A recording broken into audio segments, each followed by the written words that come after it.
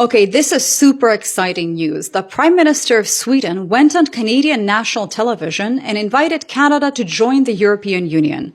He called Canada the most Nordic country in the world outside the Nordics, and then he smiled and said the EU is a very welcoming club.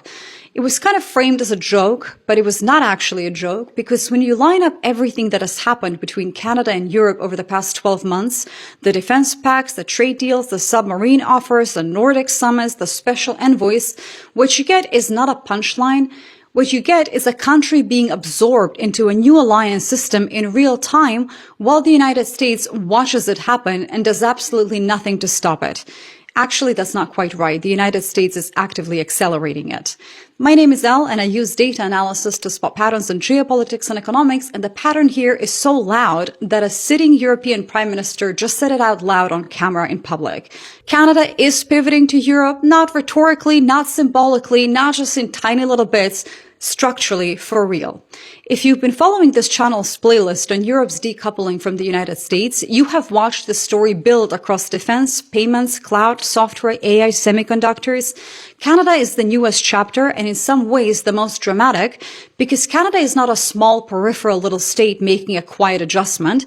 Canada is America's largest trading partner, its closest geographical ally, a founding NATO member, a Five Eyes intelligence partner, and the country that shares the longest undefended border on Earth with the United States, and it is turning towards Europe.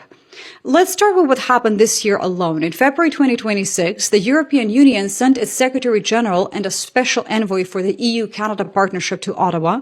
So that is not exactly a routine diplomatic courtesy. The EU created a dedicated special envoy position specifically for the Canada relationship. They met with the Deputy Minister of National Defense, senior officials from Global Affairs Canada, and representatives from the Prime Minister's office.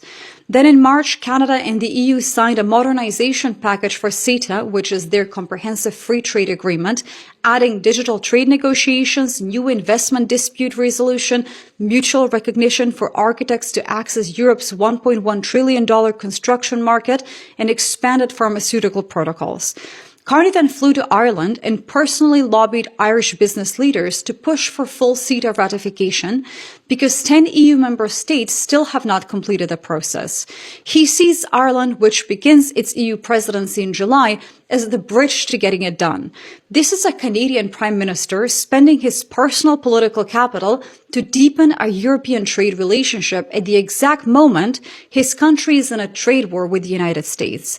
It doesn't sound like hedging, it sounds like choosing. The same month, Prime Minister Mark Carney flew to Oslo as well for a formal Nordic Canada summit with the Prime Ministers of Norway, Sweden, Denmark, Iceland, and Finland, 5 Nordic leaders and 1 Canadian sitting at the same table, issuing a joint statement on shared values, defense, and economic cooperation. Norwegian Prime Minister Jonas Gahr Støre opened the press conference by calling Canada and the Nordics close friends and strong countries in terms of values and determination. He spoke partly in French, which is a nod to Canada's bilingual identity that would never have happened in a Pentagon briefing.